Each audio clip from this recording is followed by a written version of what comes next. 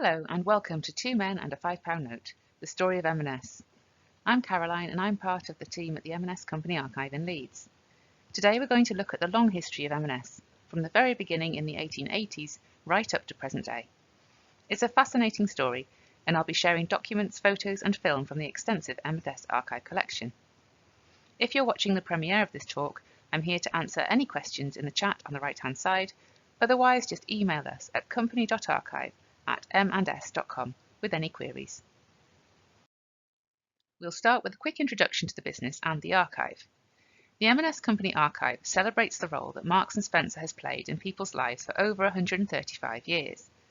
The collection contains over 72,000 items, through which visitors and researchers can explore the impact M&S has had on the social history of Britain. From boardroom battles to staff welfare, from puddings to pants, we've got it all in our purpose-built archive and museum in Leeds. Our collection development policy means that as well as company documents, we also capture examples of key merchandise from our product ranges, such as top sellers and products that represent innovative technology or design. The archive also collects iconic M&S pieces which reflect the culture of the business and the retail environment, or anything that's been archive-inspired or uses an archive print. And these are all available for research by colleagues and members of the public. The Marks & Spencer story starts 138 years ago in 1884 with our founder, Michael Marks. Michael was born in the 1860s in a village in Russian Poland. He was the youngest of 5 children and was raised by his elder sister after his mother died in childbirth. We don't know much more about Michael's early life. It's not until around 1882, when he arrived in the UK as a young man, that we learn more about him. Michael had travelled from his home in Slonim, a town in Russian-occupied Poland that's now Belarus. Michael was one of around 130,000 displaced Jewish people who came to Britain at that time, escaping the violent anti-Semitic riots called pogroms of 1881 to 1884. He arrived with very little money, no training in any particular trade, and no English. He'd followed his older brother, Barnet Marks, who had emigrated ahead of him, but when Michael arrived, he discovered that Barnet had already left for America. By 1884, he'd made his way to Leeds, where there was a large Jewish community. He would have known that there would be work to find in the Leeds cloth trade, where many Jewish people were employed at the time. Michael started out as a pedlar, carrying goods in his pack and travelling to villages around Leeds to sell his wares. These would have been small, household items like buttons and pins, mending wool and needles. Michael bought his goods from Dewhurst's, a well-known haberdashery wholesale supplier based in the centre of Leeds. He'd had a chance meeting with Isaac Dewhurst, during which, despite Michael's lack of English, Dewhurst was so impressed by Michael that he took him to his warehouse and offered to lend him £5. Michael spent that £5 on stock, paying off the loan in instalments so that he could buy new stock at the same time and build his small business. It seems that Michael was a people person, likeable, considerate and charismatic, with the gift of making and keeping friends. A combination of hard work and his gift for selling meant that he was soon able to open a stall in the outdoor market at Kirkgate, trading from a 6x4-foot trestle table 2 days a week. He travelled to Wakefield and Castleford on the relevant market days so that he could trade more days of the week. The image on the right is a 1950s painting by Van Jones, showing the artist's impression of what that early stall might have looked like. Michael's first real innovation emerged when he decided to arrange his goods according to price, displayed in open baskets for customers to browse and inspect. He created 2 sections on his stall, one for goods that were 1 penny and another for everything else, with all prices clearly marked. This was unusual at the time. Most market traders would expect to be asked the price by a customer, and then the haggling would commence. Above the penny section, Michael hung a sign saying, "Don't ask the price, it's a penny," possibly one of the most successful advertising slogans ever. Michael had created a way of shopping that was easy and convenient for the customer. They could see the goods, inspect them, and know exactly what they would cost. All other price points were dropped, and Michael focused on sourcing the best possible quality items that he could sell for a penny, making a tiny profit per item, but selling in large quantities. This would have included items such as nails and screws, pins, soap, wooden spoons, thread, and small toys, anything of good quality which could be bought cheaply and sold quickly. The Marks Penny Bazaar was a success. Within a few years, he was able to move from his outside pitch to one in the covered section of Kirkgate Market, which meant that he could trade all week. This in turn meant that he could no longer run his stalls at Wakefield and Castleford himself, so he employed his first sales assistants and took on the challenge of expanding to other locations around the country. He also established a warehouse in Wigan, perfectly placed as a central distribution point for the surrounding towns. There were also changes in Michael's personal life.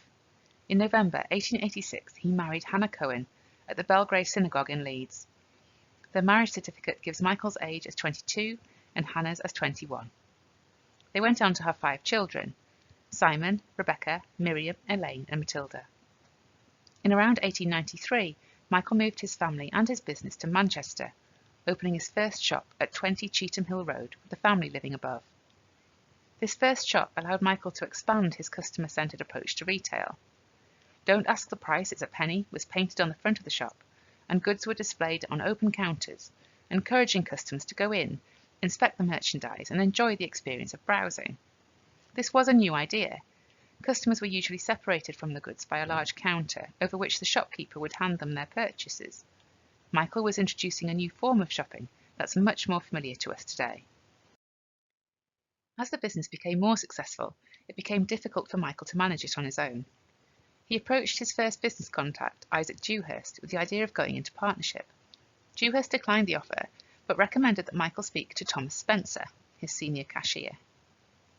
Thomas was an excellent bookkeeper and had experience in administration and logistics, plus he had useful contacts among manufacturers.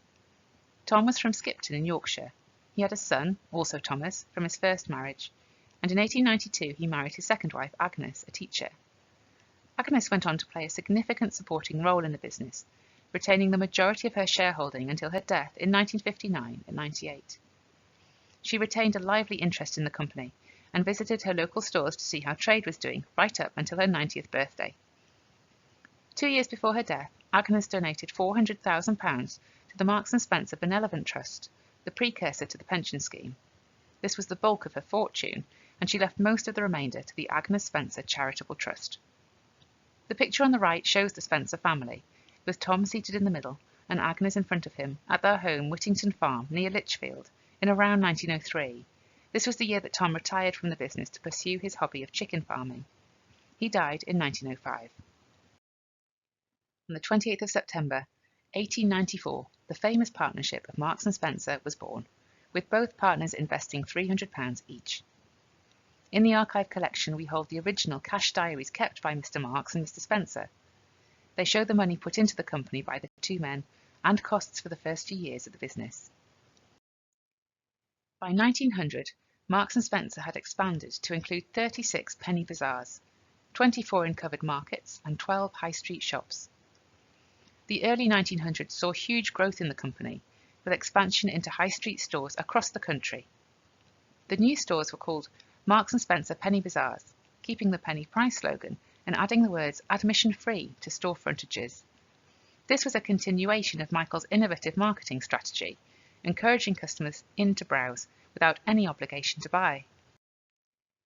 In 1911, Marks and Spencer acquired a large rival penny bazaar chain, the Arcadia Bazaar Company, and in 1914 bought 30 shops from the London Penny Bazaar Company, which meant that 1/3 of the M&S bazaars were now in the London area. So London began to take the place of Manchester as the centre of the company's retail business. Again, you can see here how strong branding comes into play with the statement that Marks and Spencer were the originators of the penny bazaar. The business entered a new phase under the leadership of Simon Marks, who became chairman in February 1916. After an unsettled period following Michael's sudden death in December 1907, Simon brought stability to the business in a difficult time. Following the First World War, Simon had to completely remodel M&S, as it became virtually impossible to source high-quality goods and profitably sell them for 1 penny. He worked closely with his friend Israel Seif, who he'd met at Manchester Grammar School, and who joined the board of M&S in 1915. In this picture on the left, they're both in their 20s. The two men set about turning Marks and Spencer into a chain of department stores, offering affordable luxury through a range of high-quality products, all priced at 5 shillings or less. In 1924, Simon visited the United States. He returned with several new ideas which would give Marks and Spencer a competitive advantage. He learned the importance of well-designed, spacious premises, attractive displays, proper stock control and sales records, and most importantly, that each foot of counter space had to earn its keep. In a revolutionary arrangement, he contacted a shirt manufacturer and offered to take the whole production straight to retail rather than having to deal via a wholesaler. After a 10-week trial, and with the proviso that Simon would have more control over the quality of the products, this arrangement became a permanent feature in M&S's relationships with suppliers. This reduced many overhead costs, allowing even better value for money on the high-quality goods that M&S insisted on from suppliers. In 1926, the company began a new period of development. M&S became a public company in order to finance new stores and modernise the existing ones. The new superstores were a whole new concept in shopping, with wooden floors coated weekly in linseed oil and lit by gas lamps.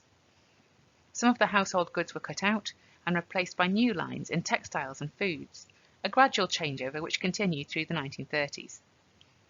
Steady development and growth of the company continued through the 1930s in spite of the Great Depression, as customers with less disposable income appreciated the high quality and value that M&S represented. Textiles and foods grew to have more importance, and other lines fell away. By 1939, clothing represented 2/3 of all sales. In 1928, Marks & Spencer registered St. Michael as a trademark. The origin of the trademark and the idea of a saint's name came from the trademark used by one of our biggest suppliers, Cores of Leicester, who used St. Margaret on their hosiery. Michael was of course the name of our founder, and also the patron saint of Jewish people. The brand name was introduced as a hallmark of quality on goods that were made to M&S specifications, as opposed to those bought in from other manufacturers, so at first it was only used on a select range of goods. M&S also had a number of other own brand ranges at this time, including Marsben, Monster, and Welbeck. Until 1956, we continued to sell other brand names alongside our own. These included Cadbury's products, Fife bananas, Parks cakes, Jaffa oranges, and Syro watches. The 1930s was a time of Great Depression in America and Europe. Employment levels were low, and goods were expensive. Simon Marks and Israel Seif were horrified to find out that some employees, trying to support a whole family on a single wage, couldn't afford to buy lunch. This situation was the catalyst for a whole series of employee welfare measures and the foundation of the benefits package which Marks & Spencer staff still enjoy today. At a dinner party, Simon met a woman named Flora Solomon, seen here on the left, and got into a heated discussion about staff welfare. As a result, she was appointed to head a new welfare department. Flora believed that welfare should not be something tacked onto the business organisation, but an integral part of it. This attitude led her to introduce subsidised staff canteens and to arrange for doctors, dentists and chiropodists to visit every store. A staff manageress was appointed at each store to take a personal interest in employees and provide them with support, and welfare committees were set up to deal with any issues that the store manager couldn't resolve. Before hairdryers and straighteners were readily available, maintaining a professional appearance was more difficult, so in the 1950s and 60s, subsidised hairdressers visited stores once or twice a week so that employees could have their hair set whilst eating their lunch. There was a growing realisation that proper rest and recreation were important if people were to give their best at work, and the staff welfare department offered day trips and inexpensive camping holidays with weekly deductions from wages to make payment easier. This created a genuine sense of belonging, which is one of the reasons why so many Marks & Spencer employees spent their entire working life with the company. Long service has been recognised as far back as 1918, with the first formal ceremony held in 1948. Long service celebrations are still held regularly at head office for staff who've worked at M&S for 25 or 40 years. When the Second World War broke out in 1939, Marks & Spencer had 234 stores around the UK. The war had a dramatic impact on all retailers, and the company had to reassess its role completely for wartime Britain. Firstly, most head office departments were dispersed to operate above stores outside the capital, and one floor of the head office building at 82 Baker Street was taken over by the Special Operations Executive. In addition, 1.5 million square feet of store space was given over to government food storage. Consumer goods were already hard to get, and with resources diverted to the war effort, the shortage in goods forced the company to increase prices for the goods which were available. However, we worked hard to continue to offer customers value and quality, concentrating on supplying the basics in food and clothing. Special varieties of soup were developed to offer maximum nourishment, and meat pies, sausage rolls and sandwiches were sold. In addition, lots of space was given over to cafe bars. This helped people to get a cheap, nutritious meal without using up their ration tokens. In this picture of Hounslow store in the early 40s, you can see dresses for sale right beside the cafe bar, and there's a sign for people to register for cheese rations. By the end of the war in 1945, 75% of male M&S employees were in active service. Female employees took over all of what had been traditionally male roles of managing stores and stock rooms. The company opened soup kitchens in areas struck by bomb damage, and staff raised money to buy the RAF a Spitfire and an ambulance for the Red Cross. Staff were also trained as ARP wardens and firefighters. To support employees in active service, M&S spent £100,000 on making up the difference between the service salaries and the salaries they would have been paid before the war. We also kept in touch with staff, sending regular letters, a Forces Bulletin newsletter, and gift parcels. Inevitably, there was also serious damage to Marks & Spencer property. 16 stores were destroyed by enemy action, and over 100 damaged, with many staff and customers injured and some fatalities. Determined not to be defeated, the company opened temporary stores to replace any that were forced to close, including this one based in the disused Lansdowne Cinema in Sheffield. Peacetime Britain looked towards a brave new future, and part of this vision was that new technology would make people's lives easier.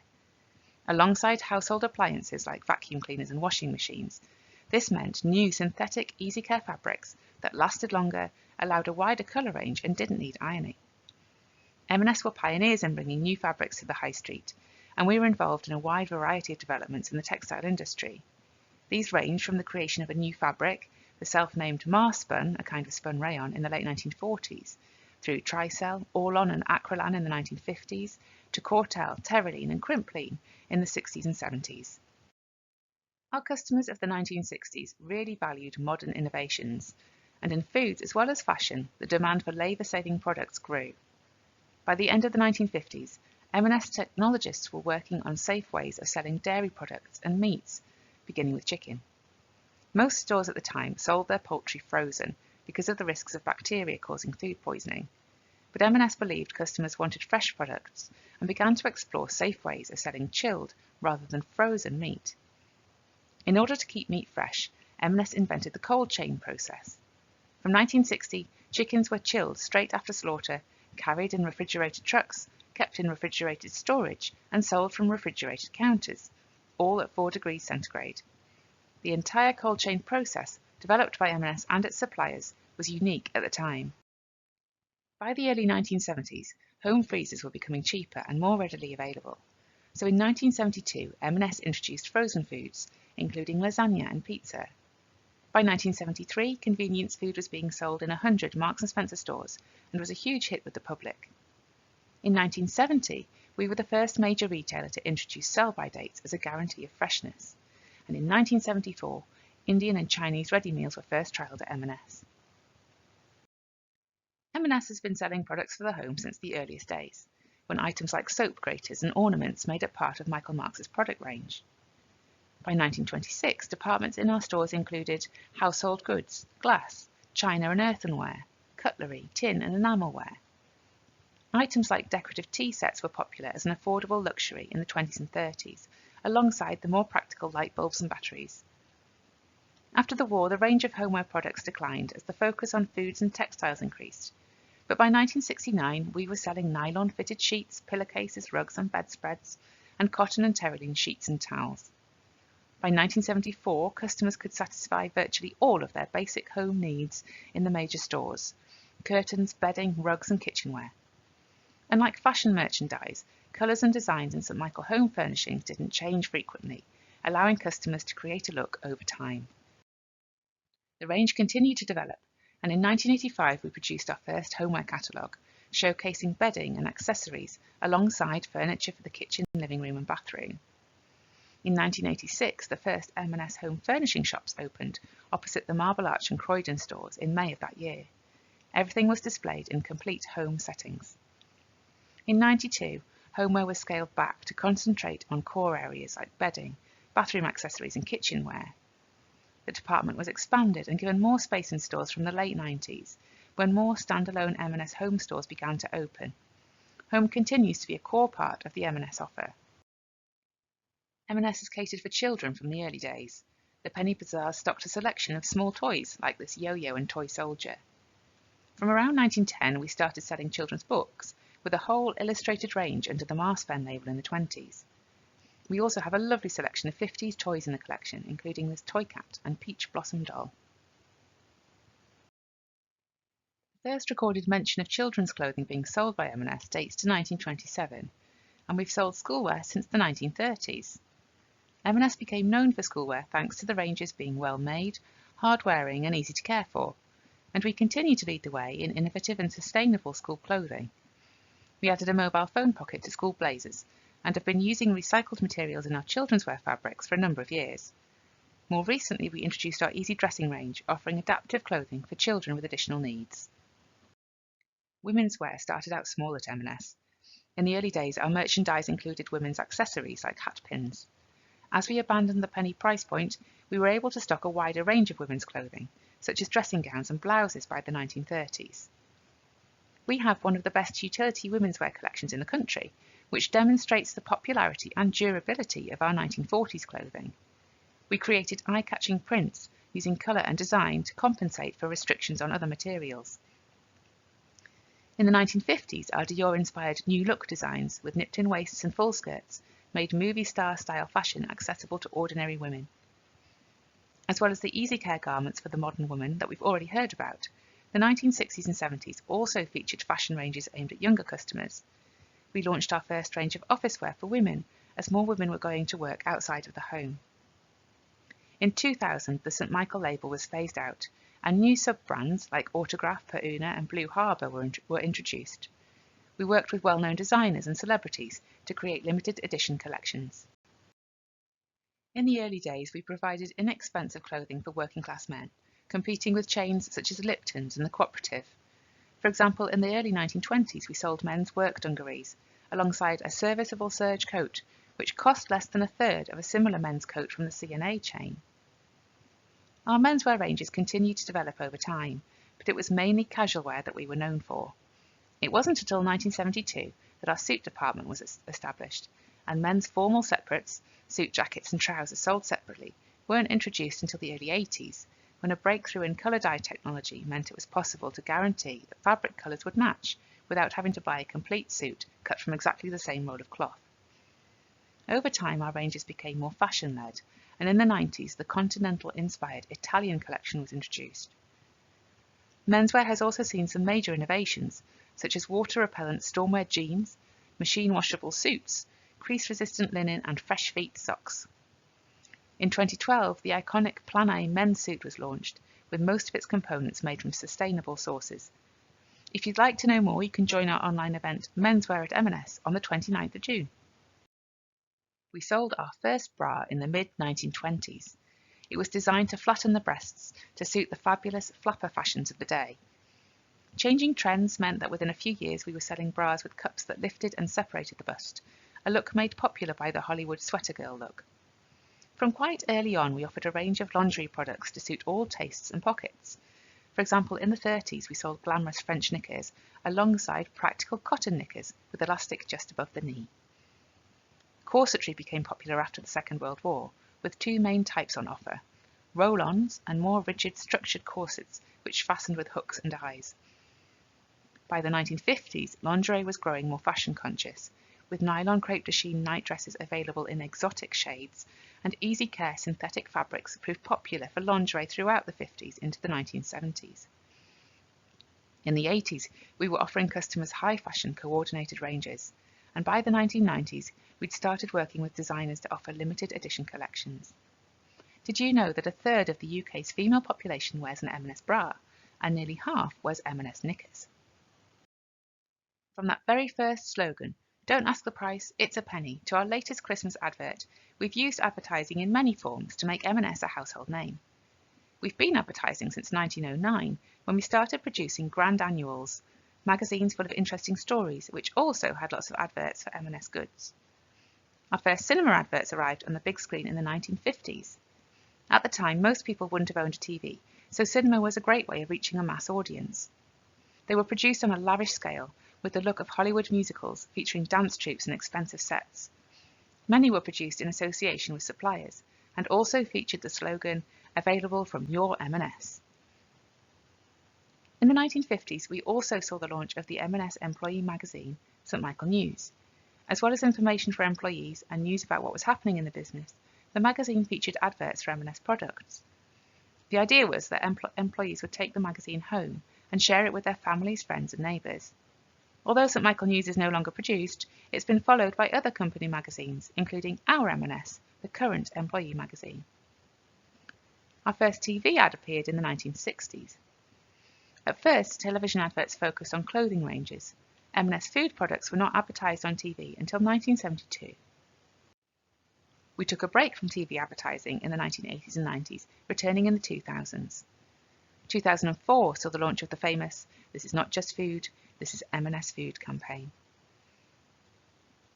And it was an instant hit thanks to slow motion filming and an iconic voiceover and soundtrack.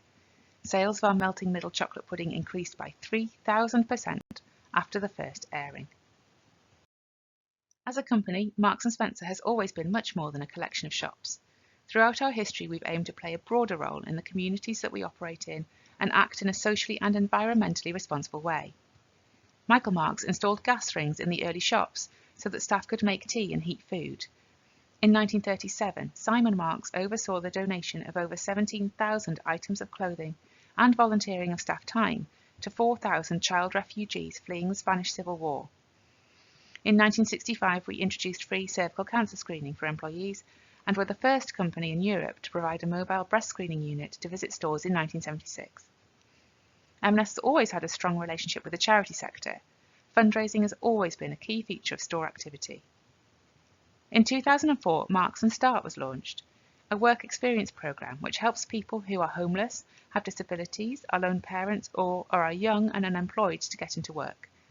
Over 10,000 work experience placements were taken up, and the scheme continues to run each year.